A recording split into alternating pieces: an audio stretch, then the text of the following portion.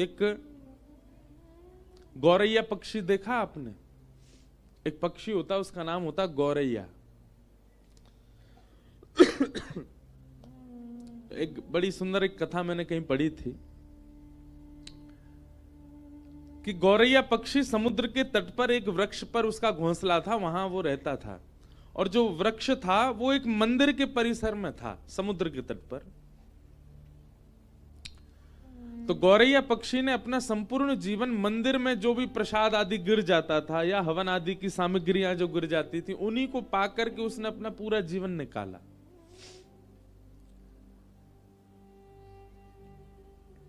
कुछ समय बाद उसके छोटे छोटे अंडे हुए घोंसले में। गौरैया पक्षी जाता मंदिर परिसर में, कहीं कोई यज्ञ हो रहा होता, किसी व्यक्ति के हाथ से प्रसाद गिर जाता या लोग बाग दाना डाल देते, तो मंदिर परिसर से इकट्ठा करके वो पाता था। छोटा सा पक्षी होता गौरैया। एक दिन ज्वार भाटा आया, प्रचंड ज्वार भाटा समुद्र में, और उस ज्वार के कारण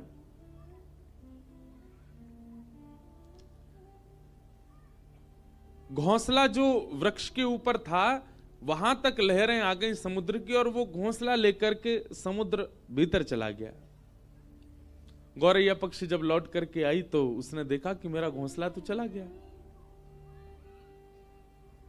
समुद्र के तट पर जाकर के समुद्र नारायण भगवान से हाथ जोड़ के प्रार्थना करने लगी। बोले, मुझे दिख रहा है मेरे बालक अभी तैर रहे हैं आपके ऊपर थोड़ी दूरी पर। मैंने कुछ बुरा नहीं किया, कुछ गलत नहीं किया, मेरे मन में किसी के प्रति दुर्भाव नहीं है। हे समुद्र नारायण भगवान, आप साक्षात भगवान के स्वरूप हो, मेरी प्रार्थना स्वीकार कीजिए, मेरे घोंसले वापस लौटा दीजिए। मेरे बालक निर्दोष हैं, अभी उन्होंने जन्म भी नहीं लिया। तो गौरैया पक्षी के उस भाव को सुन के, जिनके बालक डोल रहे ना बाहर, उनको खेलने तो दो, पर यूं के आओ ने थोड़ी शांति से है जाए। कोई के बालक नहीं है। मैया तेने खा ठानी मन में, बालक अपने छोड़ दिए वन में। अब बेचारी मैया यूं कह रही होगी, मैं काय कोट के जाऊं, जगह तो बड़ी मुश्किल से मिली।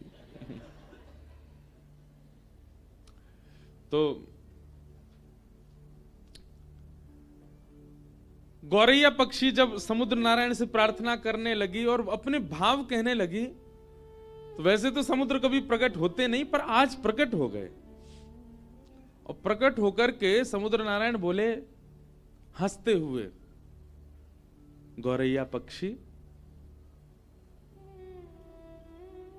तुम मुझसे प्रार्थना तो ऐसे कर रही हो जैसे तुम्हारा कोई अस्तित्व है दुनिया में। तो गौरैया बोली, मतलब? बोले, जितने जीव पृथ्वी पर रहते हैं ना, उससे कई लाख गुना ज्यादा जीव मेरे अंदर रहते हैं। इस प्रचंड ब्रह्मांड में कोई तुम्हारी आवाज सुन भी रहा है? तुम्हारा कोई अस्तित्व है जो तुम प्रार्थना कर रही हो मुझसे? तो गौरैया पक्षी बोली, कहीं ना कहीं मेरे प्राण हैं और मैं जीवित हूं, इसका मतलब मेरा अस्तित्व है, मैं कह सकती हूं आपसे। समुद्र नारायण जोर से हंसने लगे। बोले, राम जी प्रचंड सेना लेकर के आए थे, खूब प्रार्थना करी, तब भी मैंने मार्ग नहीं दिया। गौरैया बोली, तो अंत तो गत्वा क्या किया ये भी पूरी दुनिया को पता है, सेतु बना दिया आपके ऊपर। समुद्र बोले, सीधी बात है, मैं घोंसले वापस नहीं लौटाऊंगा, मेरा कोई स्तर है, मैं साक्षात ऐसे कोई चलता फिरता व्यक्ति नहीं, किसी की भी बात सुनकर के उसकी मनवांछित इच्छा पूरी करूंगा। मैं प्रचंड समुद्र हूं, इस पृथ्वी पर सबसे बड़ा राज्य मेरा है, और एक छोटे से पक्षी की बात सुनकर उसका घोंसला लौटाऊंगा मैं? गौरैया पक्षी बोली, आपको वैसे तो लौटा देना चाहिए, पर फिर भी आप जिद करेंगे तो फिर मैं भी जिद पे आ जाऊंगी। तो समुद्र नारायण और ऐसे, तुम जिद करके क्या करोगी? बोले, मैं आपको सुखा दूंगी। समुद्र नारायण खूब हंसे। बोले, अच्छा है, अपने अहम में ही रहो तुम जीवन भर, छोटी सी पक्षी, दिखती भी नहीं हो तुम, एक लहर में भीतर ले जाऊंगा, और मुझसे कह रही हो मुझे सिखाओगी। गौरैया बोली हाँ मैं सुखा दूंगी। कैसे सुखाओगी? तो गौरैया पक्षी जावे, छोटी सी वो छोटा सा वो पक्षी, इतनी सी उसकी चोंच, फिर वहां खला के फिर लौट के आ जाए। समुद्र नारायण हंसने लगे, बोले लगे रहो, बहुत बढ़िया, ऐसी जीवन निकल जाए तुम्हारा। बोले जितना तुम अपनी चोंच में भर रही हो ना, उससे करोड़ टन ज्यादा जल हर प्रतिक्षण मेरे अंदर आ रहा है नदियों का। कोई फायदा नहीं है, कोई अस्तित्व नहीं है इसका। गौरैया बोली चाहे कुछ ना हो, पर मैं तुमको सुखा के मानूंगी। समुद्र नारायण बोले लगे रहो, हम जाते हैं। समुद्र प्रस्थान कर गए, और गौरैया लगी अपनी चोंच में भरे जल, फिर दूर जाके फिर खलावे, फिर लौट के आवे, फिर भरे जल, फिर दूर जाके खला के फिर आवे। उस पक्षी को देख करके गौरैया पक्षी जो समाज था ना, सब में चर्चा होने लगी, और सब आपस में सोचने लगे हमारी प्रजाति की छोटी सी पक्षी, इसने कितना बड़ा बेड़ा उठाया समुद्र को सुखाने का, जो कि असंभव है, पर अपने हक के लिए लड़ रही है, हमें इसका साथ देना चाहिए। 2-3 दिन बाद देखते देखते 1 से 2, 2 से 200, 200 से 2 लाख, 2 लाख से 2 करोड़ गौरैया पक्षी हो गए। वहां विश्व भर के जितने पक्षी थे सब आ गए, सब अपनी चोंच में समुद्र का जल भरें और जाकर के खिला दें। समुद्र और हंसने लगे, बोले वाह, कर लो आप लोग अपना प्रयास। पृथ्वी पर जितने गौरैया पक्षी हैं सब आ गए समुद्र को खिलाने के लिए, लेकिन फिर भी कोई समुद्र पर फर्क तो पड़ना नहीं था। गौरैया पक्षी के इस प्रयास को देख करके अन्य पक्षी समाज ने भी विचार किया कि हैं तो ये भी पक्षी, हम भी पक्षी, हमें इनका साथ देना चाहिए। तो तोताओं का समाज, कबूतरों का समाज और जितने भी उड़ने वाले पक्षी हैं सब अपने अपने परिवार और समाज को लेकर के आ गए, और सब लगे चोंच में जल भरे और ले जाके दूर खला में। उसमें करोड़ों अरबों खरबों की तादाद में पक्षी अपनी चोंच में जल भर भर के ले जा रहे हैं और दूर खिला रहे हैं। नारद जी पृथ्वी पर आए, बोले भैया ये क्या कर रहे हो आप लोग? बोले समुद्र को सुखा रहे हैं। नारद जी भी हंस रहे, बोले ये हो सकता है कभी? कभी नहीं हो सकता। समुद्र को कोई नहीं खिला सकता, कोई नहीं सुखा सकता। तब पूरी कथा नारद जी को बताई। बोले हम जानते हैं कि हम समुद्र को नहीं सुखा सकते, पर समुद्र का अहंकार हमको तोड़ना है। हम लगे, हम भले अपने प्राण त्याग दें, पर पीछे नहीं हटेंगे, करेंगे। नारद जी ने जब पूरी बात सुनी कि इस प्रकार गौरैया पक्षी के घोंसले ले गए, और फिर समुद्र ने अहंकार में कहा कि तुम्हारा कोई अस्तित्व थोड़ी है, तुम्हारे लिए मैं घोंसले वापस थोड़ी करूंगा। जब प्रकट हो ही गए थे तो दे देने थे, लेकिन समुद्र ने अभिमान किया, जिसकी वजह से सारे पक्षी लगे उसको सुखाने में। नारद जी महाराज बोले यदि मैं इनकी सहायता कर दूं तो यह काम संभव हो सकता है। नारद जी सीधे भगवान के पास नहीं गए, मन में विचार किया कि भगवान के परिकर में पक्षी कौन है। भगवान के परिकर में पक्षी हैं श्री गरुण राज, गरुण देव। गरुण जी के पास गए, बोले कि महाराज ये सारे पक्षी आपके अंश हैं और ये सब लगे आप यहां बैठ करके आनंद कर रहे हो। गरुण जी बोले मुझे समाचार तो मिला, लेकिन इससे कुछ होना नहीं है, तो क्या करें? बोले क्यों नहीं होना? तुम ब्रह्मांड नायक को अपनी पीठ पर लेकर के चलते हो, क्या समुद्र के अहम को नष्ट करने के लिए तुम कुछ करवा नहीं सकते? गरुण जी भी सोच में पड़ गए। रात्रि में ठाकुर जी के पास गए, भगवान श्रीमन नारायण पौड़े थे, और गरुण जी ने जाकर के बताया इस प्रकार पक्षी समाज लगा है समुद्र को सुखाने। भगवान बोले हो तो सकता नहीं है, ये समुद्र कैसे सूखेगा? बोले ठाकुर जी आप जो चाह जाएं वो सब हो जाएगा। हम ये नहीं चाहते कि समुद्र सूखे, पर समुद्र का अहम नष्ट होना चाहिए। एक गौरैया पक्षी को उसने कैसे कह दिया कि तुम्हारा कोई अस्तित्व नहीं है? गरुण जी की बात सुनकर के ठाकुर जी भी बोले तो फिर क्या करना चाहिए बताओ? बोले नाथ आप यदि विचार मन बना लें केवल कि पक्षियों का मुझे संग करना है, अपने आप सब काम हो जाएगा। ठाकुर जी ने तुरंत अपने सुदर्शन जी को आज्ञा की, जाइए और 12 सूर्य के समान प्रकाशित होकर के समुद्र को तपाना प्रारंभ। एक सूर्य की तपन से समुद्र उड़ करके बादल बन जाता है। कहीं आकाश में 12 सूर्य 12 सूर्य प्रकट हो गए तो समुद्र को सूखने में देर नहीं लगेगी। सुदर्शन चक्र जी ने भगवान के हस्त कमल से प्रस्थान करके और इतनी द्रुत गति से अपने चक्र को घुमाया कि 12 सूर्यों के समान तेज प्रकट हो गया, और घूमने के कारण उनसे निकलने वाला जो हवा का वेग था वो इतना तीव्र था कि वो पृथ्वी को भी उछाल सकते थे। आकाश में आकर के जैसे ही सुदर्शन जी ने अपने वेग को करना प्रारंभ किया और 12 सूर्यों के समान तेज प्रकट हुआ, जो समुद्र 100 वर्षों में उड़ करके कुछ बादल बना पाता था वो क्षण भर में उड़ने लगा। और देखते ही देखते किनारे खाली होने लगे, समुद्र का जल सींचने लगा, इकट्ठा होने लगा, जीव जंतु मरने लगे, समुद्र इकट्ठा होकर के एक स्थान पर नष्ट होने लगा, पृथ्वी क्षेत्र बढ़ने लगा, समुद्र का क्षेत्र घटने लग गया। समुद्र ने जब ये स्थिति देखी स्वयं की, प्रकट हो गए, प्रकट होकर के त्राहिमाम कहकर के नारायण का स्मरण किया। भगवान ने प्रकट होकर के समुद्र नारायण से कहा, अहम शून्य हो जाइए। पृथ्वी पर जिसका स्वरूप बड़ा है उसका अस्तित्व होता है, ऐसा नहीं है। इस पृथ्वी पर यदि चींटी जीवित है तो उसका भी अस्तित्व है, उसकी रक्षा भी मैं कर रहा हूं। आप उसके प्रति भी ये भाव नहीं रख सकते कि उसका कोई अस्तित्व नहीं है। एक चींटी रहती है, वह भी बालकों को जन्म देती है, ठाकुर जी कहते हैं वहां भी मेरी दृष्टि जाती है, उसको भी मैं देखता हूं। इसलिए समुद्रदेव, आप अपने विकसित रूप का अभिमान मत कीजिए। गौरैया पक्षी भले ही रूप में छोटी हो, पर उसकी निष्ठा और उसका कर्तव्य इतना श्रेष्ठ है कि वो आपको सुखाने के लिए तत्पर है, और उसकी निष्ठा कर्तव्य से प्रसन्न होकर के मैं भी उसका संग दे रहा हूं। समुद्र नारायण क्षमा मांगने लगे, बोले क्षमा कर दीजिए, मैं आज के बाद आपसे निवेदन करता हूं कि मैं कभी भी इस प्रकार के अहम में नहीं रहूंगा। कोई भी कैसी भी वस्तु समुद्र के भीतर आवे, मैं सबको किनारे कर दूंगा, किसी को भी स्वीकार नहीं करूंगा।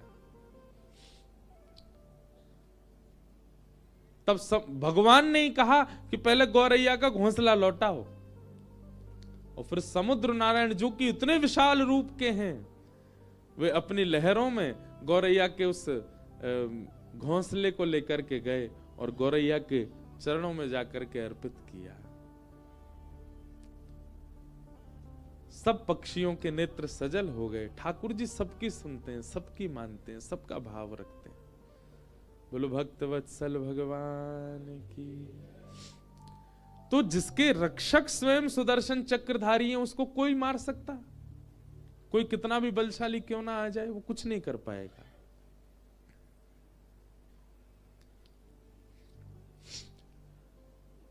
सोते हुए 5 पांडवों को मारने के लिए अश्वत्थामा गए, पर भगवान पांडवों को लेकर के कहीं और चले गए। द्रौपदी के 5 पुत्र मार दिए। अश्वत्थामा पकड़ा गया, और अश्वत्थामा को मारने के लिए अर्जुन ने जब सबके सामने प्रस्तुत किया, तो द्रौपदी ने अश्वत्थामा को मुक्त करने के लिए आज्ञा की, निवेदन किया। भगवान ने द्रौपदी के इस दया भाव को देखकर के द्रौपदी को नाम दिया कृष्णा। अश्वत्थामा ने अपनी मृत्यु का बदला लेने के लिए, अपने ऊपर हुए अपमान का बदला लेने के लिए ब्रह्मास्त्र छोड़ दिया। उत्तरा के गर्भस्थ शिशु को मारने के लिए जब ब्रह्मास्त्र छोड़ा, उत्तरा दौड़ी दौड़ी भगवान की शरण में गई, और भगवान ने उत्तरा के गर्भ में प्रवेश करके जिस बालक की रक्षा की, वही बालक है परीक्षित। हमारे पूज्य गुरुदेव भगवान एक बहुत सुंदर बात कहते हैं कि भगवान ने गर्भ में जाकर के परीक्षित की रक्षा की? ऐसा कौन सा गुण है परीक्षित में जिसके लिए ठाकुर जी ने उसकी रक्षा की? पूज्य पिताजी महाराज के गुरुदेव श्री रामानुज गुरु जी एक जगह लिखते हैं कि ठाकुर जी ने देखा इस बालक में कोई गुण हो चाहे ना हो, परंतु भविष्य में चल करके ये मेरी कथा का श्रोता बनेगा, मुख्य श्रोता बनेगा। इसलिए ठाकुर जी ने गर्भ में प्रवेश करके परीक्षित की रक्षा की। आप सब लोग विचार कीजिए, श्रवण करने वाला, सत्संग करने वाला ठाकुर जी को कितना प्रिय होता है। परीक्षित ने और कुछ नहीं किया। आप संपूर्ण परीक्षित का चरित्र देखिए।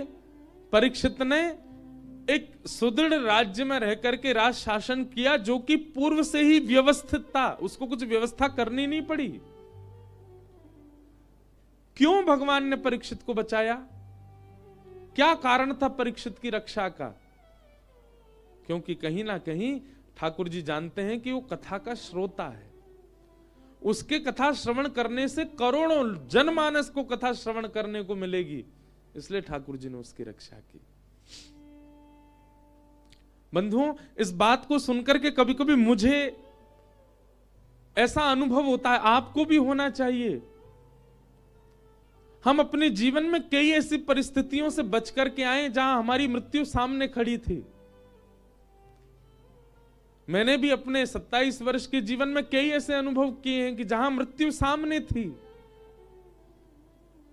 पर ठाकुर जी ने रक्षा की। उस समय तो ऐसा लगा था कि मेरे पुण्यों ने मुझे बचा लिया होगा, या मेरे सत्कर्मों ने मुझे बचा लिया, या ठाकुर जी की मुझ पर कृपा है इसलिए मेरे प्राण रक्षा हो गई। परंतु इस कथा को कहते हुए आज मन में भाव आता है, ठाकुर जी ने कहीं ना कहीं रक्षा इसलिए की, इससे मुझे कईयों को कथा सुनवानी है, अभी कईयों को भक्ति मार्ग दिलाना है। अभी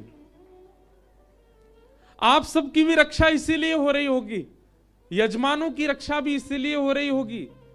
ठाकुर जी मन में विचार करते होंगे, इनके यजमानत्व में कथा में इतने लोग कथा सुनेंगे, कहीं ना कहीं इसकी रक्षा करो।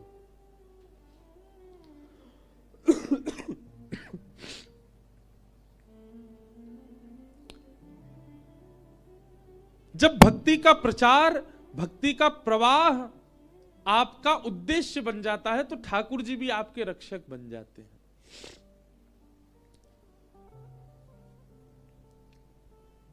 और एक बात और कहूं बंधुओं, हृदय से बहुत ध्यानपूर्वक सुनिएगा। भगवान ने हमारी रक्षा की, ठाकुर जी रक्षा करते हैं, इसको आप किस रूप में लेते हो? भैया केदारनाथ गए थे, कोहरा पड़ रहा था बहुत ज्यादा, हमारी गाड़ी खाई में गिरने वाली थी।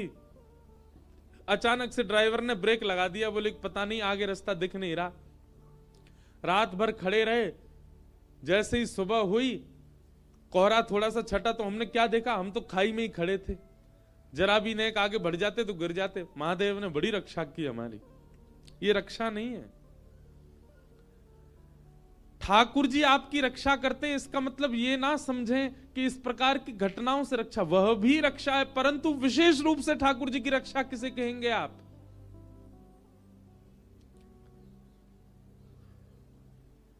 आपके सामने एक प्रस्ताव आया कि ये गलत काम करके आप करोड़ों कमा सकते हो, आप चाहते तो वो क्रिया कर सकते थे, पर आपने करोड़ों को ठुकरा करके सही कार्य चुना, गलत काम नहीं चुना। ये ठाकुर जी ने आपकी रक्षा की।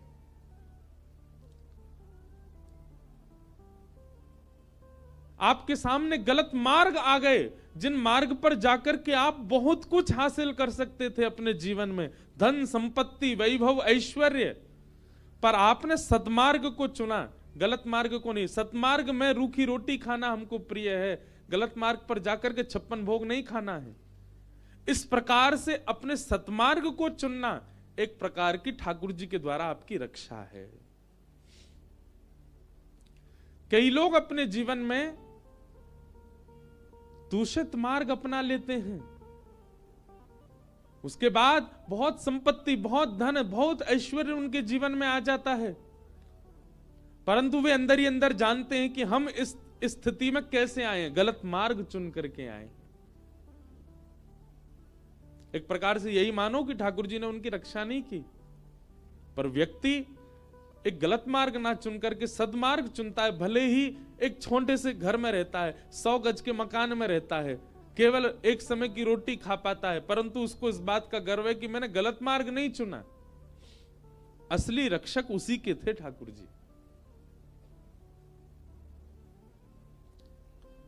स्वामी विवेकानंद विदेश में कहीं प्रवचन कर रहे थे और उनके प्रवचन को सुनकर के ना जाने कितने लोगों का जीवन परिवर्तित हो गया, परंतु एक अत्यंत सुंदरी कन्या उनके रूप पर प्रभावित हो गई और उसने आकर के स्वामी विवेकानंद जी से कहा, आप मुझसे विवाह कर लीजिए। स्वामी विवेकानंद जी बोले, उसके पीछे कारण, आप जैसे पुत्र को जन्म देना चाहती हूं मैं। स्वामी विवेकानंद ने 3 परिक्रमा करी उस कन्या की और चरणों प्रणाम करके बोले, क्षमा करें, मैं अपने जैसा पुत्र दे पाऊंगा इसकी गारंटी मेरे पास नहीं है। आपकी 3 परिक्रमा करके आपके चरणों में प्रणाम करके मैं वचन देता हूं, मैं ही आज से आपका पुत्र हूं। मेरे जैसा पुत्र चाहिए ना, मैं ही पुत्र हूं आपका, आप मुझे ही पुत्र मान लो। इसे कहते हैं ठाकुर जी के द्वारा की गई रक्षा। आपके मन की, आपके भाव की, आपकी इंद्रियों की, आपकी विचारधारा की जब दूषित मार्ग से रक्षा होती है, उसको वास्तविक रक्षा मानिए ठाकुर जी की।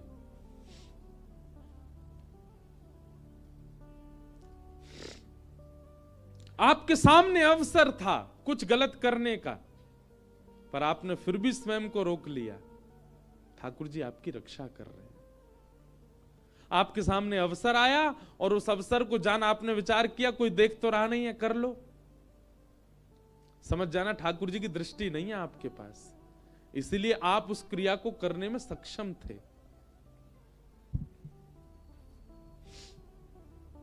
भगवान ने परीक्षित की रक्षा की, कुंती ने भगवान की स्तुति गाई और कुंती की स्तुति स्तवन के बाद ठाकुर जी बोले, अब मैं द्वारिका जा रहा हूं। भैया महाभारत युद्ध हो गया, परीक्षित की रक्षा, बालक की रक्षा हो गई, सब कुछ हो गया, अब मैं वापस द्वारिका जा रहा हूं। और जैसे ही ठाकुर जी द्वारिका जाने के लिए प्रस्थान करने लगे, दूर खड़े हुए युधिष्ठिर रोने लगे। ठाकुर जी युधिष्ठिर के आंसू देख करके समझ गए कि मेरे जाने के गम से नहीं रो रहा है ये। एक होता है ना, व्यक्ति कोई जा रहा है छोड़ के तो रोना आ जाए, पर नहीं, ठाकुर जी अश्रु बिंदुओं से ही समझ गए कि युधिष्ठिर मेरे जाने के गम से नहीं रो रहा है। तो फिर युधिष्ठिर रो क्यों रहा है? युधिष्ठिर इसलिए रो रहा है कि युधिष्ठिर को आत्मग्लानि हो रही है। मैंने महाभारत युद्ध में निर्दोषों को मार दिया, मैंने महाभारत युद्ध में गलत भाग ले लिया, मुझे महाभारत युद्ध नहीं करना चाहिए था, इसलिए युधिष्ठिर आत्मग्लानि में रो रहा है। ठाकुर जी समझ गए।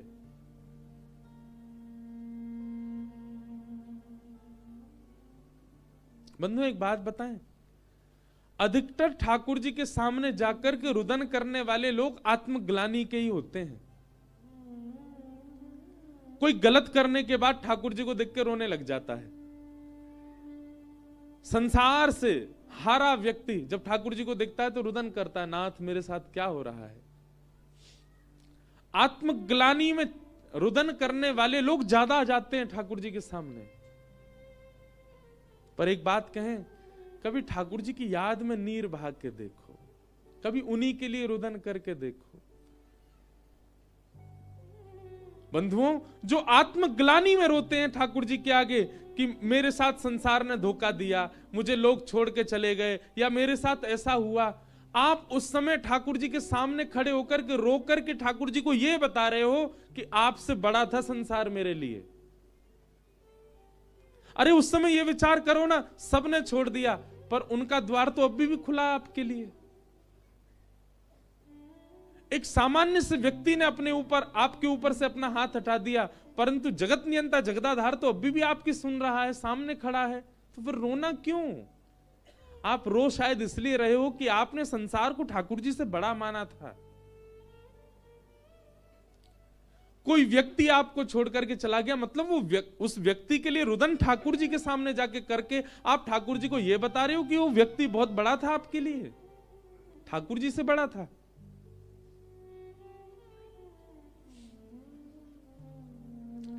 इसलिए संसार से मिलने वाले दुर्व्यवहार का रुदन कभी ठाकुर जी के आगे मत करो। ठाकुर जी को कितनी पीड़ा होती होगी। ले या के सामने मैं खड़ा हूं, मेरा अस्तित्व नहीं है, मैंने याकू नहीं छोड़ो, वहां से याकू प्रसन्नता नहीं। एक सामान्य जीव याकू छोड़ के चलोगे, वाके का रो रहा हो मेरे आगे आके। संसार की आपत्ति विपत्तियां सब आपके जीवन में आएंगी जाएंगी, पर ठाकुर जी तो एक रूप एक रस रहते हैं, वो कभी नहीं छोड़ते।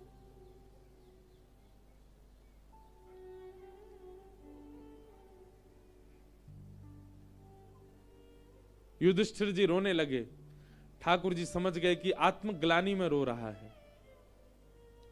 भगवान ने विचार किया कि अब मैं इसको पुनः गीता ज्ञान नहीं दे सकता। मैंने एक बार अर्जुन को दे दी, जिसने सुनना था सुनी, अब दोबारा मैं गीता सुनाऊं, ये मेरी अब ये मेरा व्यवहार स्वभाव नहीं।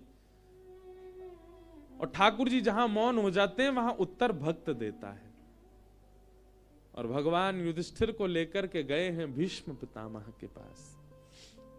भीष्म पितामह का भाव स्तुति मैंने बहुत कथाओं से नहीं कही, पर आज भी मेरा मन था कि आज भी मैं आगे कथा करूं, पर मेरे मन में आया भाव कि जिन मैया के तट पे हम बैठे इन्हीं के पुत्र हैं भीष्म पितामह, गंगा पुत्र हैं। तो श्री गंगा जी के तट पर यदि भीष्म पितामह की स्तुति नहीं कहेंगे तो मां को बुरा तो नहीं लगेगा, लेकिन अगर कहेंगे तो प्रसन्नता होगी। बहुत सावधानी से बैठिए सब लोग। भीष्म पितामह, यदि आप मुझसे कहें कि आप श्रीमद् भागवत की कथा 9 वर्षों से कर रहे हैं, 9 वर्षों में भागवत में जितने भक्त हैं उन भक्तों में आपने किसको अपना प्रेरणा स्रोत माना? तो कुछ भक्तों के नाम हैं, उन भक्तों में भी टॉप 3 यदि पूछें तो उनमें भी टॉप 3 में आते हैं भीष्म पितामह। अद्भुत है।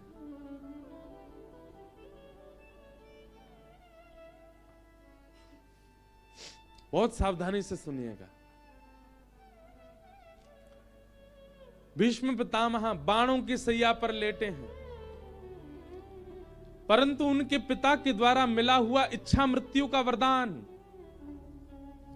जब तक तुम्हारी इच्छा नहीं होगी पितामह तुम मर नहीं सकते। उस मृत्यु के वरदान को कितने सही ढंग से प्रयोग लिया भीष्म पितामह ने। कैसे? मृत्यु सामने खड़ी है और उस मृत्यु देवी को भीष्म पितामह कहते हैं, हे मृत्यु देवी मेरा स्पर्श मत करना। कब तक? जब तक श्याम सुंदर द्वारिकाधीश मेरे सामने ना आ जाए। एक बात कहूं बंधुओं, इच्छा मृत्यु का वरदान हम सबको मिला हुआ है, हम सबके पास है। ये बात आप बिल्कुल सत्य मानिएगा।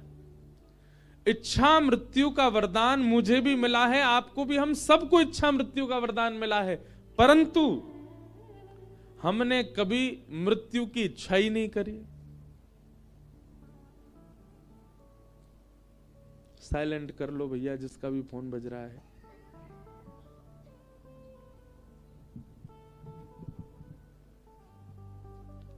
हम सब लोग किसकी इच्छा करते हैं? हमारी पत्नी ऐसी होनी चाहिए, हमारे बच्चे ऐसे होने चाहिए, बेटा होगा तो ये नाम रखेंगे, बेटी होगी तो ये नाम रखेंगे, बच्चे पढ़ लिखने वाले होंगे इस स्कूल में पढ़ाएंगे, हमारा घर देहरादून में होना चाहिए, ऋषिकेश में होना चाहिए, ऐसा काम करेंगे, ऐसा व्यापार करेंगे, इतना पैसा कमाना, ये गाड़ी खरीदनी।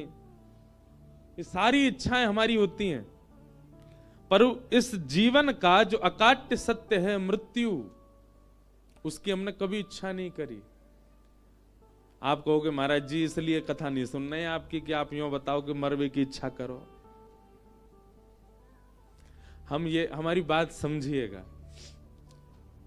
मृत्यु सबकी होनी है। यहां पे कोई बैठा व्यक्ति ये बात कह सकता है मेरी मृत्यु ना होएगी? कोई हो तो हाथ ऊपर कर लो भैया। सब जानते हैं कि हम सबकी मृत्यु निश्चित है। किसी की मृत्यु रोगों से हो सकती है, किसी की मृत्यु गिरने से हो सकती है, किसी की मृत्यु सोते सोते हो सकती है, सबकी होगी। पीछे बैठे व्यक्ति से लेके मुझ तक सब मरने वाले हैं, यहां पर सबकी मृत्यु होनी है। हम सब जानते हैं हमारे जीवन का परम सत्य है, अंतिम उद्देश्य मृत्यु ही है हमारा। हम चाहे जीवन में जो कर लें, पर जाना हमको अर्थियों पर ही है, जाना हमको अस्थियों में ही है। कभी हमने उसके बारे में विचार क्यों नहीं किया कि हमारी मृत्यु कैसी हो। इच्छा मृत्यु का वरदान सबको मिला है, पर कोई इच्छा तो करे। और इच्छा कैसी करे? हे नाथ, जब तक प्राण है, जब तक जीवन है, तब तक मैं अपने कर्तव्यों का निर्वहन करूंगा। मैं जीवन में दुख भी सहूंगा, सुख भी सहूंगा, पीड़ा भी सहूंगा, आपत्ति भी सहूंगा। लेकिन नाथ, मेरी बस आपसे एक प्रार्थना, मेरे जीवन में पीड़ा आवे, दुख आवे, दारिद्र आवे, सब कुछ मैं सहने को तैयार हूं। आप केवल मेरी एक चीज सुधार दीजिए। क्या? मेरी मृत्यु ऐसी होनी चाहिए। अपनी मृत्यु पहले विचार करो, कैसी मृत्यु चाहिए? हे नाथ, मेरी मृत्यु ऐसी हो कि जब मृत्यु काल आवे ना समीप, सबसे पहली बात तो मेरे अंदर यह आए कि मैं उस दिन भयभीत ही ना हूं, मुझे भय ना लगे, मैं निर्भीक रहूं, अत्यंत उत्साह में रहूं। और उस दिन या तो वृंदावन जाऊं, या तो अयोध्या जाऊं, या गंगा जी के तट पर जाऊं, कहीं भी श्रेष्ठ स्थान पर मैं जाऊं, वहां जाकर के आपका दर्शन करूं, संतों को प्रणाम करूं, सबको दान पुण्य करूं, सत्संग श्रवण करूं, सुंदर कथा श्रवण करके, माथे पर तिलक लगा करके, बढ़िया चंदन फोटा लगाए के, बढ़िया इत्र लगा करके, कीर्तन में खूब उछल उछल के नृत्य करूं, गंगा यमुना जल का पान करूं, संतों की शीत प्रसादी लेकर के गंगा तट पर, यमुना तट पर एकांत चित्त से बैठा हूं। तभी मेरी मृत्यु की घड़ी आ जाए और उस घड़ी में मेरे पास कोई ना हो, मैं अकेला एकांत में प्रसन्न मुद्रा में बैठा हूं, और उसी समय मेरे इष्ट मेरे सामने प्रकट हो जाए, मैं उनका एक क्षण दर्शन करूं, एक क्षण उनके नेत्रों को, नासिका को, ग्रीवा को, गर्व को, चरणार बिंदों का मैं दर्शन करूं, और सर्वांगीण अंगों का दर्शन करते ही मेरे प्राण चले जाए। ऐसी इच्छा मृत्यु कितने भक्तों के विषय में आया, कितने संतों के विषय में आया कि उन्होंने इच्छा मृत्यु की और वैसी मृत्यु उनको प्राप्त हुई। इच्छा मृत्यु करने का मतलब यह नहीं कि मैं आज शाम को पधार जाऊं, नहीं। इच्छा मृत्यु का मतलब है जब भी मेरे प्राण निकले, मुझे नहीं पता कब निकलेंगे, जब निकले तो उस समय स्थिति ऐसी हो, उस समय का वातावरण ऐसा हो, उस समय का माहौल ऐसा हो, उस समय मेरे मन में ये चल रहा हो, मेरी बुद्धि में ऐसे विचारधाराएं हों, तब मेरे प्राण निकले।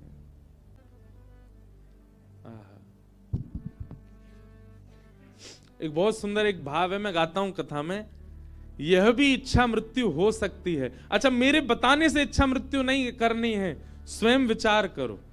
गंगा जी के तट पर बैठो एकांत में, बिल्कुल जहां कोई नहीं आता हो, और वहां बैठ करके विचार करो कैसी मृत्यु की कामना है।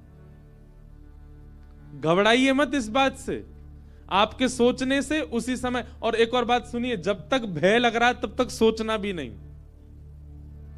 पता चली मन में विचार किया था कि वृंदावन में हमारे प्राण निकले, और तभी घर के लोगों का प्लान बन गया चलें वृंदावन।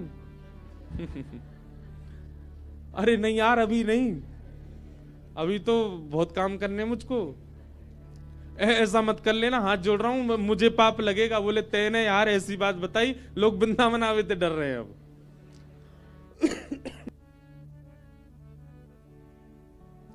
इस इच्छा मृत्यु को वो ही करे जिसके अंदर भय ना हो।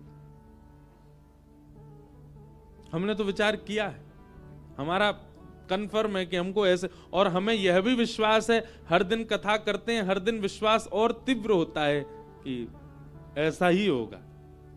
वो बताना नहीं है, किसी को बताना नहीं कैसा चाहिए। बड़े खतरनाक लोग भी होते हैं। एक जगह मेरी कथा में कोई व्यक्ति बोला, महाराज जी आपने इच्छा मृत्यु का एक भाव कहा, मैं अपनी एक निजी बात शेयर करूं, मैंने करो। मुझे भोजन बहुत बढ़िया लगता है।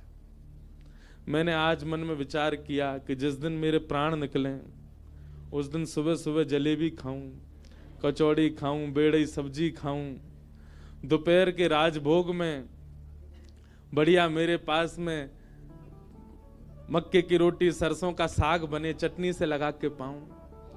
रात्रि का प्रसाद पाने के लिए मेरे पास दाल बाटी आवे, बढ़िया चूरमा, उसमें गुलाब पड़ा हो महाराज जी। मैंने कहा फिर? बोले बिल्कुल पाता जाऊं, मेरे को ऐसा लगे पेट भरे ही नहीं रहा। और अंतिम स्वाद जैसे ही मेरे पेट मुख में जाए, पेट भरते ही जैसे ही मेरे पेट भर जाए तुरंत मेरे प्राण निकल जाए। ऐसे भोगी लोग भी हैं, बड़े प्रचंड प्रसिद्ध लोग हैं, मैं 2-3 से मिला हूं मैं, जो भोग के द्वारा प्राण त्यागना चाहते हैं। ऐसे लोगों को मेरे चरणों में प्रणाम है भैया, ऐसा विचार मत करियो। इच्छा मृत्यु कैसी होनी चाहिए? मनमोहन तुझे रिझाऊं, तो हे नित नए लाड़ लड़ाऊं, बसा कर नैनन में, छिपा के तुझे नैनन में हो, बसा कर नैनन में, छिपा के तुझे नैनन में हो, बसा कर नैनन में, छिपा कर नैनन में, बसा कर नैनन में, छिपा कर नैनन में। ओ मनमोहन तुझे रिझाऊं, ओ मनमोहन तुझे रिझाऊं, हो तो है नित नए लाड़ लड़ाऊं, हो तो है नित नए लाड़ लड़ाऊं, बसा कर नैनन में, छिपा कर नैनन में, बसा कर नैनन में, छिपा कर नैनन में, ओ बसा कर नैनन में, छिपा कर नैनन में, बसा कर नैनन में, छिपा कर नैनन में। हो गीत बन जाऊं तेरी बांसुरी के स्वर का, इठलाती बल खाती पतली कमर का, गीत बन जाऊं तेरी बांसुरी के। चिंतन करो शब्दों का। इठलाती बल खाती पतली कमर का,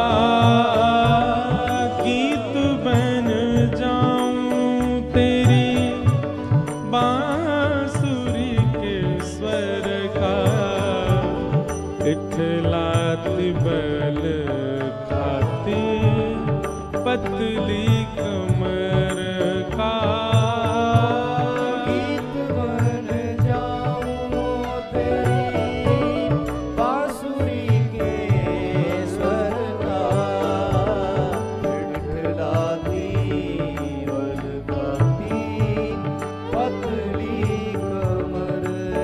ओ पीला पटका बन जाऊं, पीला पटका बन जाऊं, पीला पटका बन जाऊं, पीला पटका बन जाऊं, बसा कर नैनन में, छिपा कर नैनन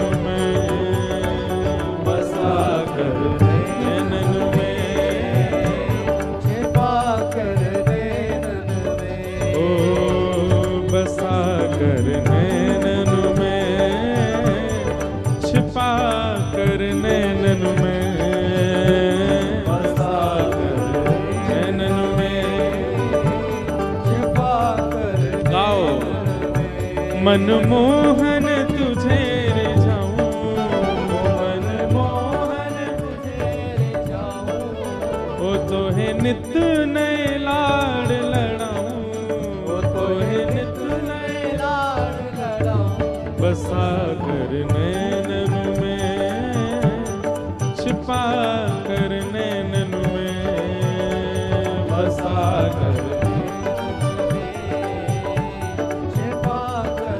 राधा रमण लाल की।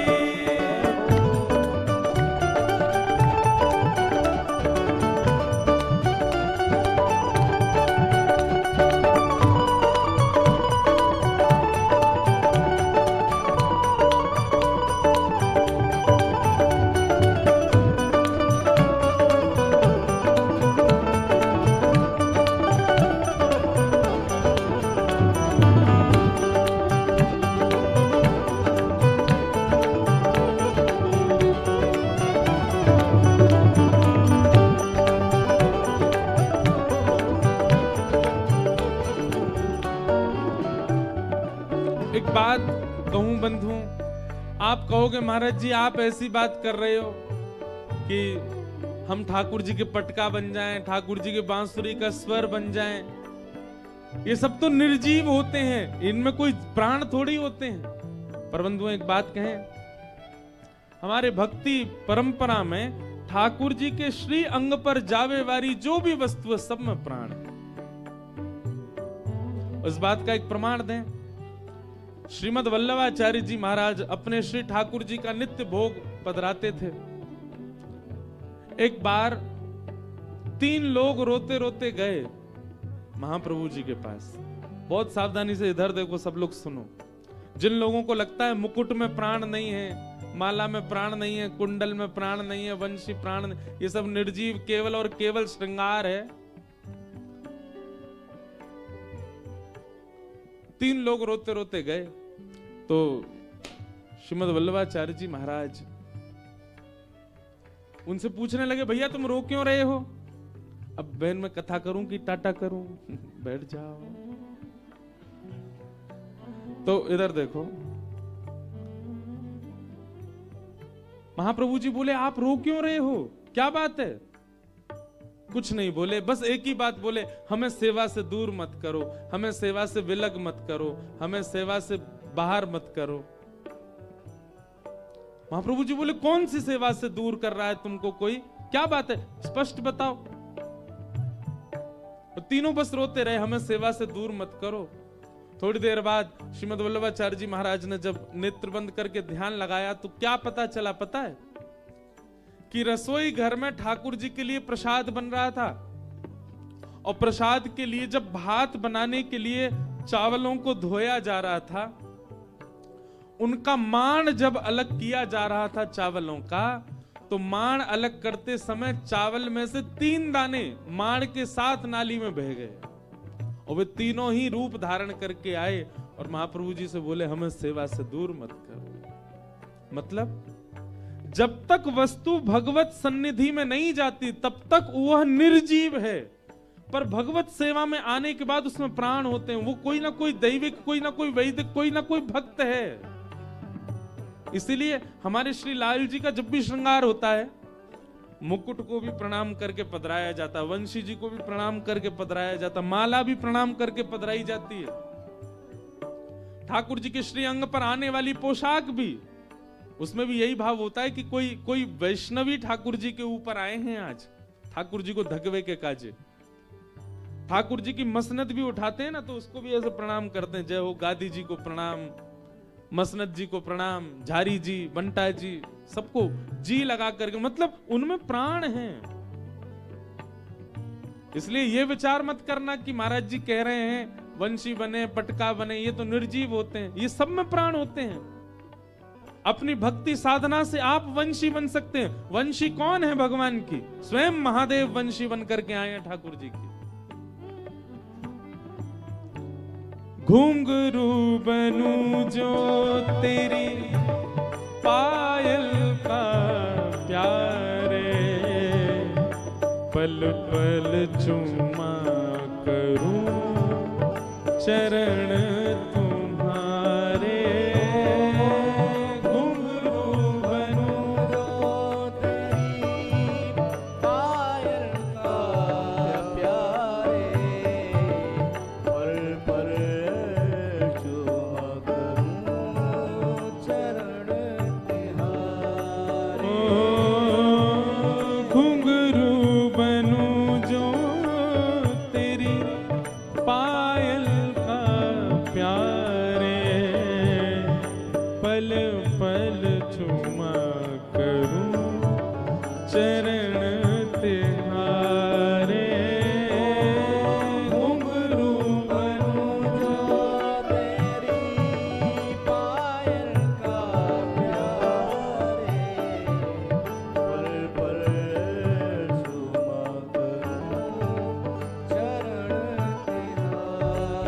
ओ तेरे धीरे धीरे चरण दबाऊं, ओ तेरे धीरे धीरे चरण दबाऊं, तेरे धीरे धीरे चरण दबाऊं, ओ तेरे धीरे धीरे चरण दबाऊं।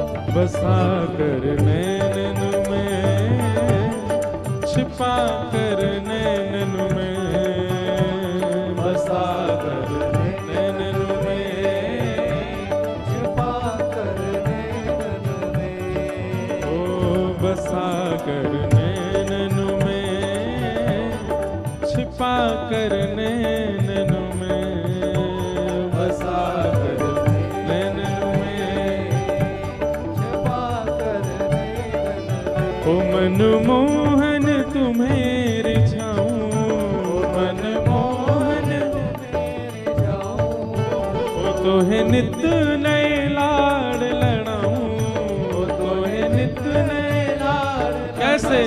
बसा कर नैनन में, छिपा कर नैनन में, बसा कर नैनन में, छिपा कर नैनन में, ओ बसा कर नैनन में, छिपा कर नैनन में, बसा कर नैनन में, छिपा कर नैनन में। और अंतिम अभिलाषा मेरी क्या है, मेरी इच्छा मृत्यु क्या है? ये है राधिका किशोरी संग रमण तुम्हारा, मुझको दिखा दो कभी ऐसा नजारा। राधिका किशोरी संग रमण तुम्हारा, मुझको दिखा दो कभी ऐसा नजारा। राधिका किशोरी संग रमण तुम्हारा, मुझको दिखा दो कभी ऐसा नजारा। राधिका किशोरी संग रमण तुम्हारा, मुझको दिखा दो कभी ऐसा नजारा। हे नाथ, बहुत दिन आ गए वृंदावन में स्थूल आपको देखते हुए, अब स्थूल देखने की इच्छा नहीं है हमारी। अब तो केवल एक ही इच्छा है कि किसी दिन आप सचल वृंदावन में हमको दिख जाओ, और अकेले नहीं दिखो, किशोरी जी के साथ रमण करते भय दिखो, विहार करते भय दिखो, लीला करते भय दिखो, रास करते भय दिखो। हे नाथ, मेरी आपसे और कोई जिज्ञासा नहीं, मेरा जीवन सुखी है दुखी है मैं सब सह लूंगा, केवल मेरा अंत ऐसा हो। आप किशोरी जी के साथ विहार कर रहे हैं, रमण कर रहे हैं, वो दृश्य मुझे जिस दिन दिख जाए, भले ही मैं करोड़ों का काम छोड़ करके वृंदावन आया हूं, पर जिस दिन आप प्रत्यक्ष मुझे दिख जाओ, बस उसके बाद नाथ, फिर चाहे मैं मर जाऊं, फिर चाहे मैं मर जाऊं, फिर चाहे मैं मर जाऊं, फिर चाहे मैं मर जाऊं, बसा कर नैनन में, छिपा कर नैनन में, बसा कर नैनन में, छिपा कर नैनन में। ओ राधिका किशोरी संग रमण तुम्हारा, मुझको दिखा दो कभी ऐसा नजारा। राधिका किशोरी संग रमण तुम्हारा, मुझको दिखा दो कभी ऐसा नजारा। ओ फिर चाहे मैं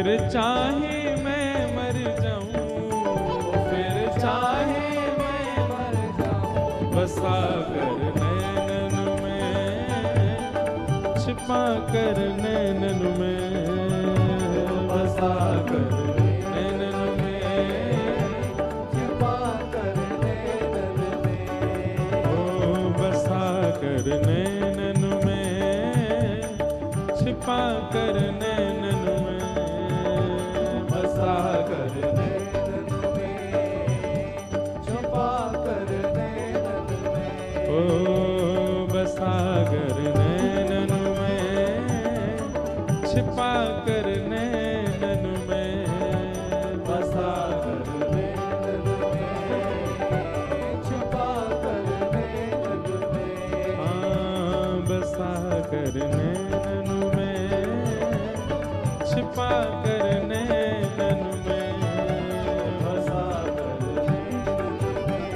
जय जय श्री राधे, जय जय श्री राधे, जय जय श्री राधे।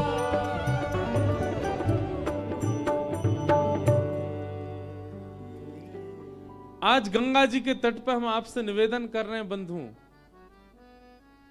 हर भाव का आपने चिंतन किया है।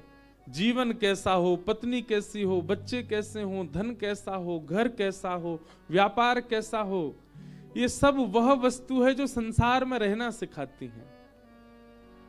रहिए संसार में, खूब कमाइए धन, पर हमारी प्रार्थना गंगा के तट पर, आज सोमवार है, नवमी है,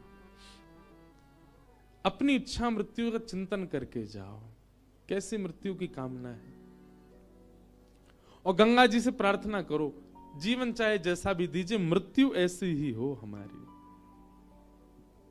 श्री भक्तमाल जी की कथा में वर्णन आता है कि भक्तमाल जी को अगर कोई अपने अंतिम श्वास में श्रवण, वैसे तो भगवान नाम भी यदि अंतिम श्वास में ले ले तो निश्चित है कि भगवत दर्शन होता ही है, लेकिन एक भक्त ने क्या किया, छोटे छोटे शब्दों में भक्तमाल जी को लिखवा करके और सुंदर तुलसी में मढ़वा करके अपने गले में पहन लिया, और नित्य भक्तमाल जी उसके हृदय पर रहती हैं। बोले ना जाने कब प्राण निकल जाए, जब प्राण निकले तो भक्तमाल में जितने भक्त हैं ये सब का मुझे दर्शन हो। और वही हुआ, जब उनका अंतिम क्षण आया तो भक्त, आज भी आप वृंदावन में देखेंगे कई महात्मा, कई संत, कई साधक वो कंठ में तुलसी माला पहनते हैं और फिर यहाँ बीच में खूब मोटी सी एक माला उनकी रहती है, एक छोटी सी पेटी जैसी पहन के रख, उसमें भक्तमाल जी हैं अंदर। क्योंकि गीता भागवत आदि को आप गले में पहन करके घूम नहीं सकते, उसकी पवित्रता रखनी पड़ेगी, पर भक्तमाल जी में भक्त चरित्र है इसलिए उनको पहन लिया जाता है।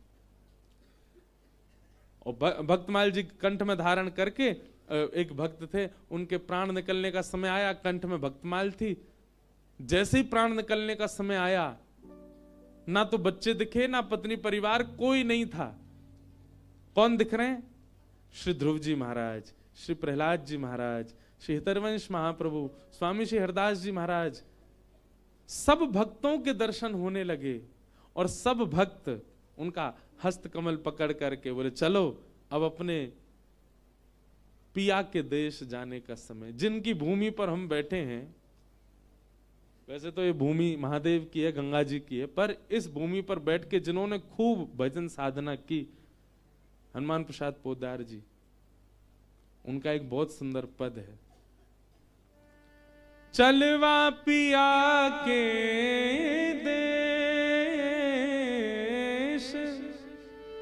चलवा पिया के देश, सजनी चलवा पिया के, सजनी चलवा पिया के, जहां नहीं मोह ममता की रजनी, जहां नहीं मोह ममता की रजनी, मिले रहे दिन रैन, मिले रहे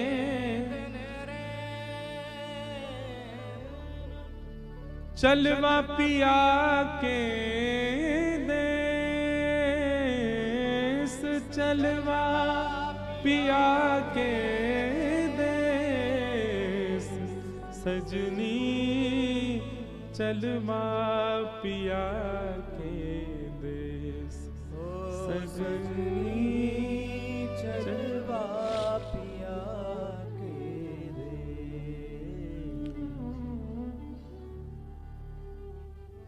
और सब उन भक्त को लेकर के भगवत धाम चले गए। भगवत धाम बंधुओं कोई आकाश में नहीं है, हमारो वृंदावन ही भगवत धाम है। बस ये जो वृंदावन हमको दिख रहा है ये वृंदावन है। इसी वृंदावन में निज वृंदावन है जिसका दर्शन हमको नहीं हो सकता, उसका दर्शन आचार्य गुरुजनों की कृपा से ही हो सकता, वही भगवत धाम है, वहीं की प्राप्ति हो जाती है।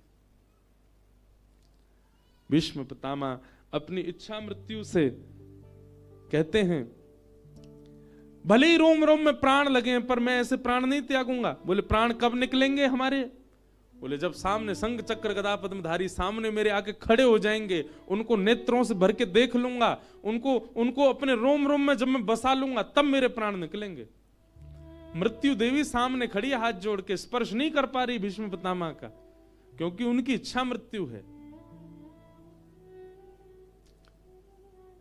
वास्तव में भगवान तो द्वारिका चले जाते, पर मृत्यु देवी ने ठाकुर जी को रोका। बोले अभी मत जाओ। बोले क्यों? बोले भीष्म पितामह आपकी प्रतीक्षा कर रहे हैं, पहले उनके प्राण हरण होंगे तब आप जाओगे। इसलिए युधिष्ठिर जी के रोने का बानक बना और भगवान युधिष्ठिर को लेकर के भीष्म पितामह के पास गए। बंधुओं, जीवन चाहे जैसा हो, मृत्यु हो भीष्म पितामह जैसी। भले ही जीवन भर कौरवों का संग किया भीष्म पितामह ने, गलत लोगों का संग किया, कुछ गलतियां भी करी अपने जीवन में, पर उसका दंड भोगा उन्होंने। रोम रोम में बाण लगा भीष्म पितामह के, लेकिन मृत्यु भीष्म पितामह जैसी। बाणों की सैया पर लेटे हैं, तभी चंदन की सुगंधी आने लगी भीष्म पितामह को।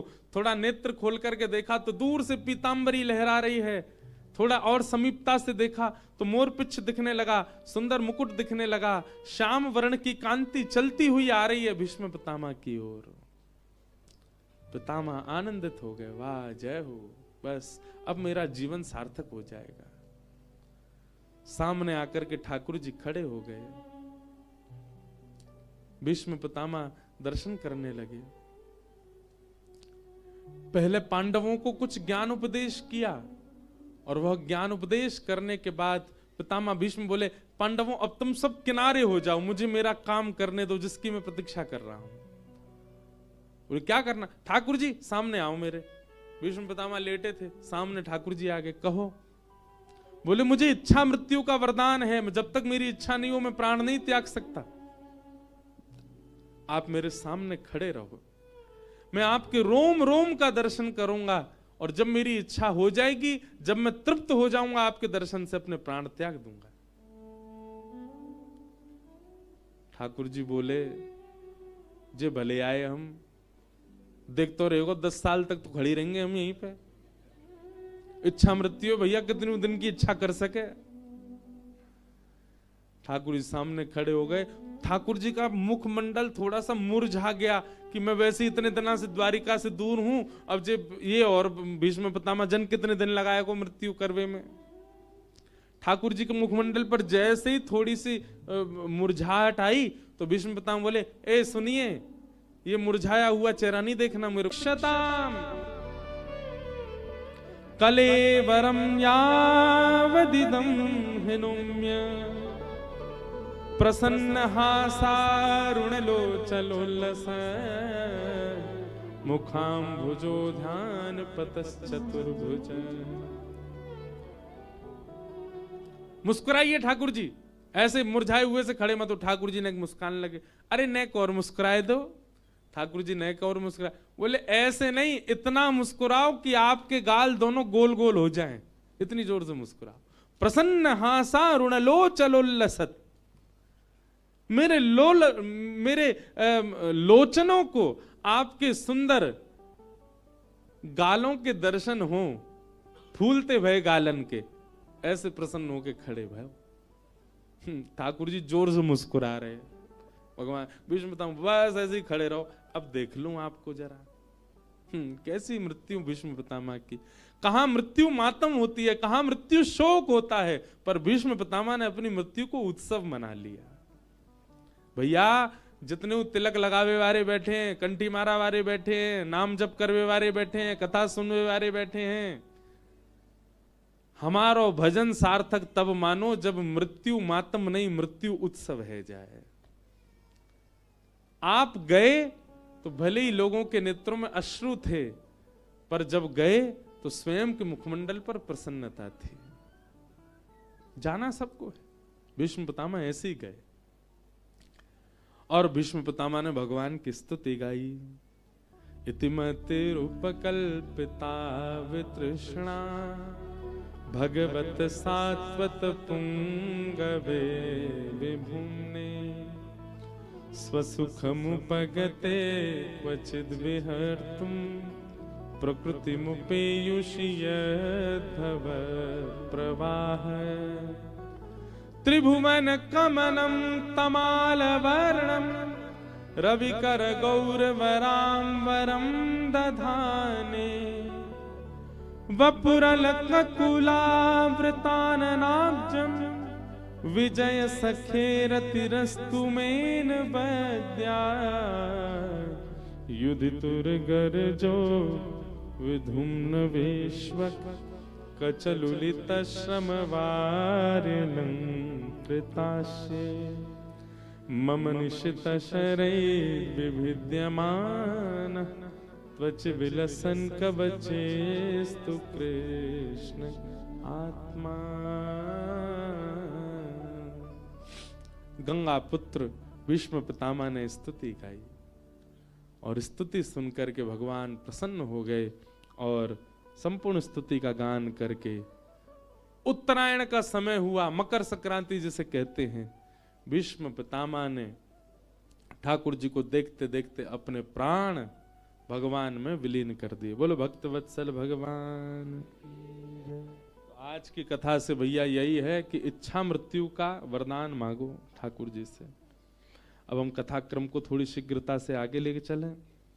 भगवान द्वारिका चले गए। तत्पश्चात हमको ये चौथे दिन की जब कथा आती है ना, जिस दिन ठाकुर जी का जन्मोत्सव होना होता है, इस दिन हमारी बड़ी रेल भागती है। क्यों? 3 दिन तो हम बड़े आनंद में कथा करते हैं और चौथे दिन हमको लगता है अब कृष्ण जन्म करना है, बहुत सारी कथाएं हैं बीच में, सबका स्पर्श करना है। तो इसलिए चौथे दिन हम थोड़े मुक्त कम हो पाते हैं कि खुल के अपने भाव रखें अपनी, क्योंकि समय सीमित है और कथा बहुत है। इसलिए चौथे दिन की कथा में हमारी भागदौड़ बनी रहती है। अब भीष्म पितामह की स्तुति का अगर मैं विस्तार करने लग जाऊं तो 4 बज जाएंगे यहीं बैठे बैठे, वो विस्तार खत्म नहीं होगा और फिर कृष्ण जन्म कब हो। तो इसलिए हम प्रणाम मात्र करते हैं।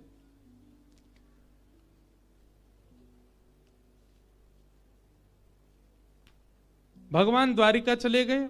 द्वारिका जाने के पश्चात उत्तरा के बालक परीक्षित का जन्म हुआ। कुछ समय बाद परीक्षित थोड़े बड़े हो गए। भगवान के स्वधाम गमन का समाचार सुनकर के पांडव स्वर्गारोहण को चले गए, परीक्षित को राजा बना गए। उन्हीं परीक्षित को एक दिन कलयुग मिला और कलयुग को उन्होंने 4 स्थान दिए। द्यूतम पानम स्त्रीह सूना, जुआ, मदिरापान, भक्ष सेवन, परिस्त्री पर पुरुष संग, हिंसा, पुनश्च याचमानाय जात रूप मदात प्रभो। दोबारा मांगने पर कलयुग को 5वां स्थान दिया, बिना मेहनत के कमाया गया धन। इन 5 चीजों से सुरक्षित रहिएगा। कौन कौन से 5? सबसे पहला जुआ, दूसरा मदिरापान, भक्ष दूषित सेवन, तीसरा परिस्त्री पर पुरुष संग, चौथा हिंसा, लड़ाई झगड़ा, कलेश, और 5वां बिना मेहनत से कमाया गया धन। ये 5 स्थान प्रदान करने के पश्चात स्वयं परीक्षित जी महाराज भटके और एक ऋषि का अपमान उनके द्वारा हो गया, जिसके कारण उनको 7 दिन में मरने का श्राप लगा। शमिक ऋषि ने श्राप दे दिया, श्रृंगी ने श्राप दिया शमिक के पुत्र ने, 7 दिन में तुम्हें तक्षक सर्प डसेगा, तुम्हारी मृत्यु हो जाएगी। अपनी मुक्ति का उपाय खोजने के लिए परीक्षित जी महाराज संतों से निवेदन कर रहे थे। तभी भ्रमण करते करते गंगा जी के तट पर आए और वहां बैठ कर के अपने 7 दिन में मुक्ति कैसे मिले इसका उपाय खोजने लगे। तभी वहां श्री सुखदेव जी का आगमन हुआ। हाथ जोड़ करके सब लोग सुखदेव जी का स्वागत करो।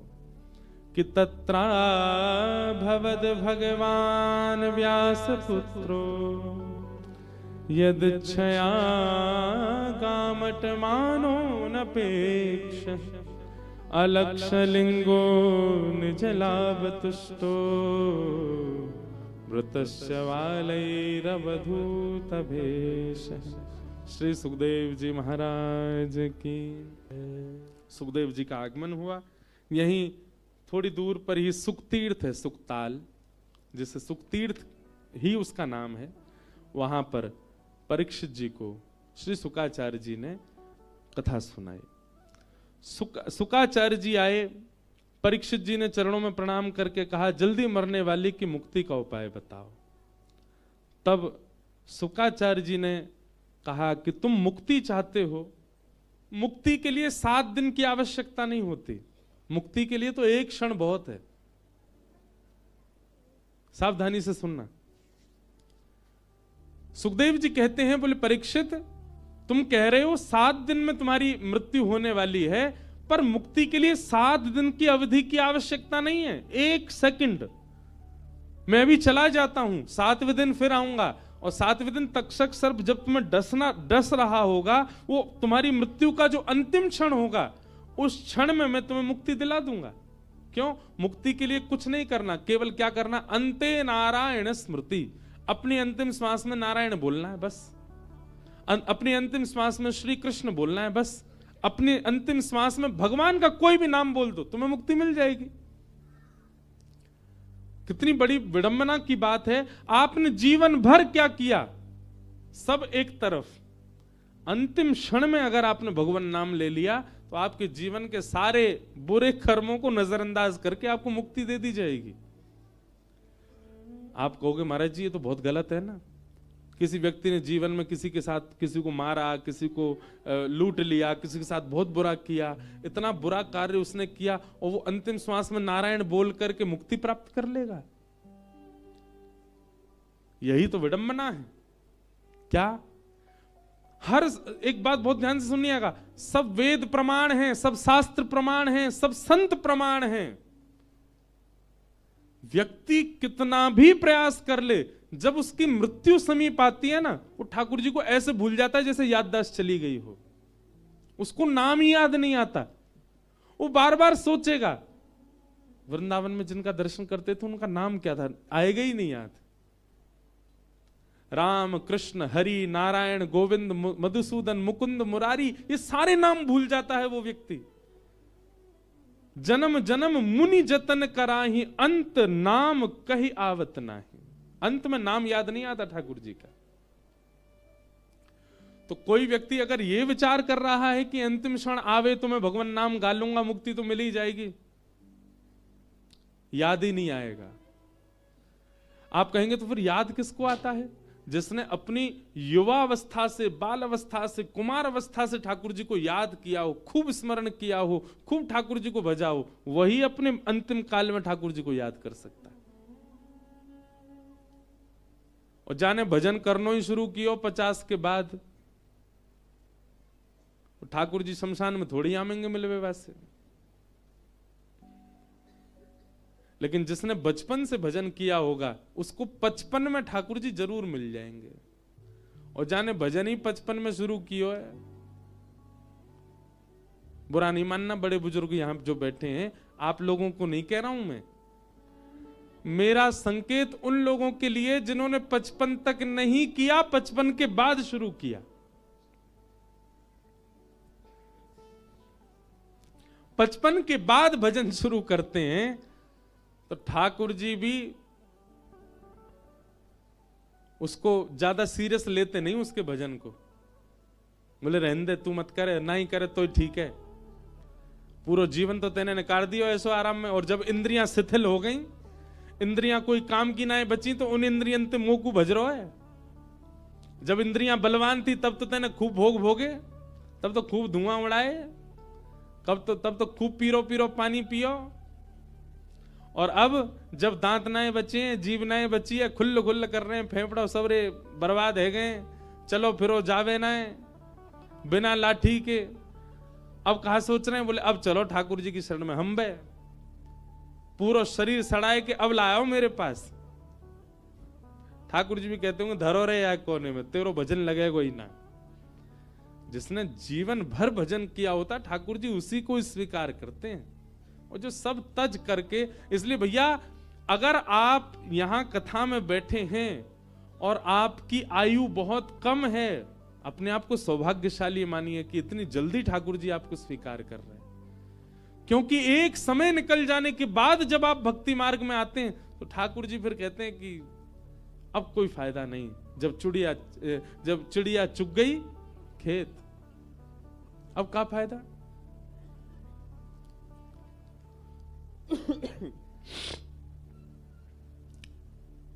परीक्षित, मुक्ति के लिए अंतिम क्षण काफी है, तुम्हारे पास तो 7 दिन बचे हैं। परीक्षित बोले तो मुझे क्या करना चाहिए, इन 7 दिनों को मैं कैसे अपने जीवन का सार्थक बनाऊं। तब शुकाचार्य जी कहते हैं परीक्षित, मुक्ति तो राक्षसों को भी मिल जाती है, मुक्ति तो दुष्टों को भी मिलती है, मुक्ति तो उनको मिलती है जो ठाकुर जी के द्वारा मारे जाते हैं।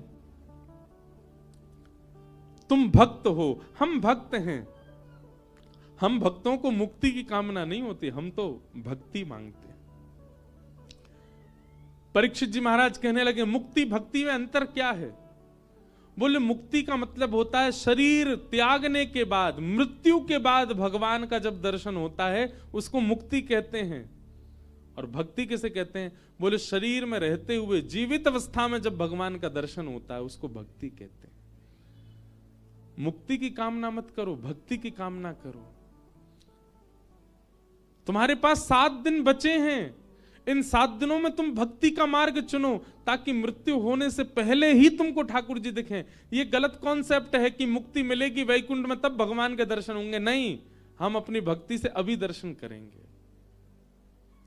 मीराबाई के भैया का नाम पता है आपको, मीराबाई के एक भाई थे, उनका नाम था जयमल। क्या नाम था, जयमल।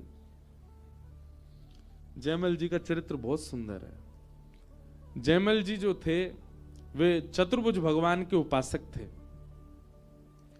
और वो कम से कम 4 घंटे बैठ करके अपने ठाकुर जी की आराधना करते थे। बहुत ध्यान से सुनिएगा। जयमल जी का नियम था वो जितनी देर अपने ठाकुर जी की आराधना करते थे उतनी देर के लिए उन्होंने अपने पूरे शासन प्रशासन और सब सेनापति मंत्री सबको कह रखा था, इन 4 घंटों में ब्रह्मा भी आ जाए मेरे पास कोई नहीं आएगा। केवल उनकी जन्मदात्री मां को अधिकार था उनके पास जाने का, बाकी 4 घंटे में चाहे पूरा राज्य लुट रहा हो तो भी जयमल को कोई जाके बोल नहीं सकता कि हे राजन आप उठो। तो एक बार की बात है, ठाकुर जी की इतनी आराधना करते थे, सब लोग सावधानी से सुनना।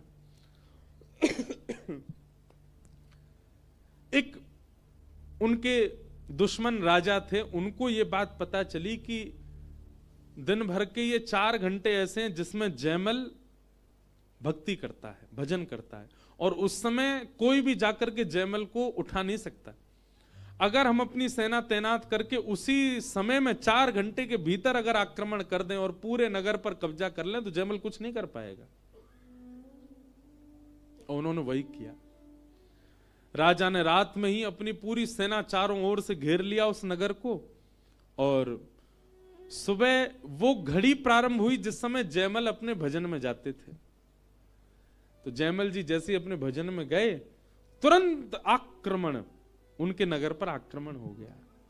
और जैसे ही आक्रमण हुआ, अब तो महामंत्री सेनापति जितने भी उनके प्रधानमंत्री आदि सब थे, सब लोग घबरा गए, क्या करें। जयमल जी तो अभी भजन में, और अभी तो प्रारंभ हुआ 4 घंटे तक, तो 4 घंटा में तो ये पूरा नगर जला देंगे। सब लोग राजमाता के पास गए। राजमाता से जाकर के कहा कि आप ही कुछ नहीं। बोले मैं भी जा तो सकती हूं पर बीच भजन में विक्षेप मैं भी नहीं डाल सकती।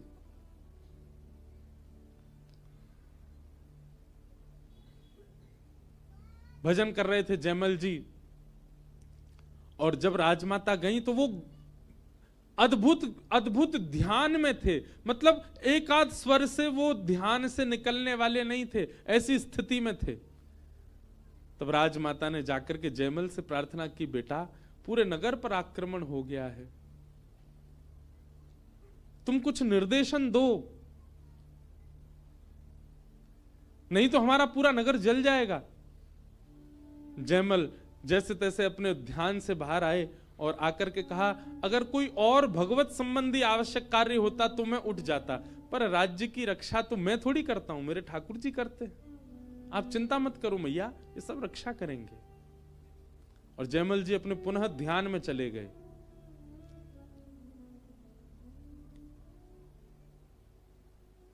जयमल जी के इस अटूट विश्वास को ठाकुर जी ने देखा कि पूरा नगर घेर लिया है, आक्रमण हो गया है, और इसका विश्वास है कि मैं रक्षा करता हूं। तुरंत महाराज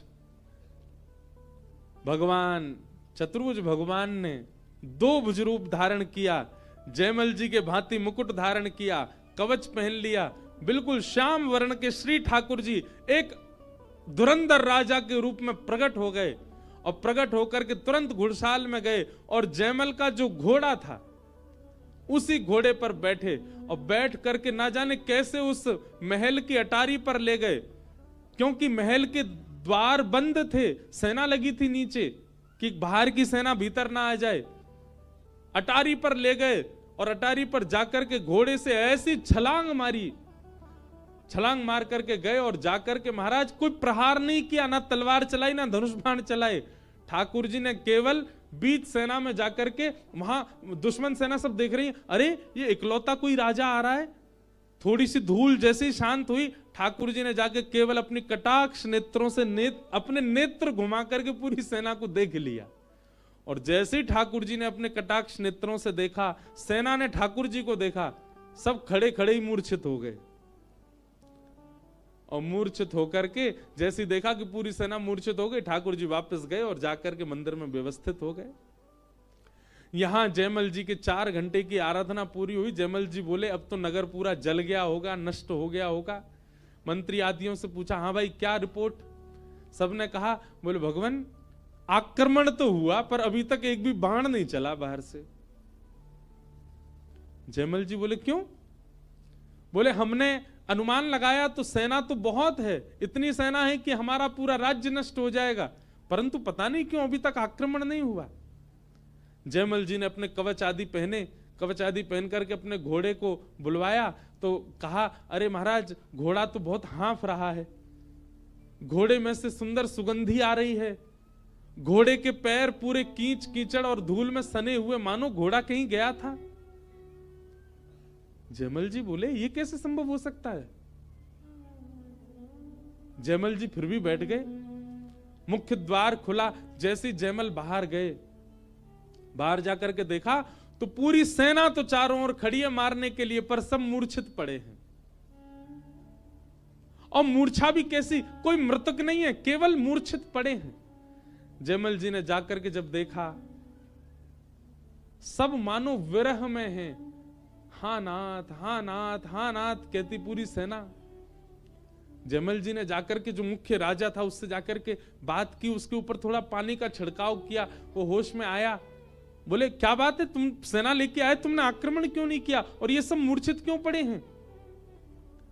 वो राजा रुदन करने लगा, चरण पकड़ लिए, बोले तुमने किसको भेजा था बाहर? जयमल जी बोले किसको भेजा था मतलब? बोले हम आक्रमण कर रहे थे, उस समय एक बड़ा युवा सा एक राजकुमार घोड़े पर बैठकर, इसी घोड़े पर बैठ करके आया था।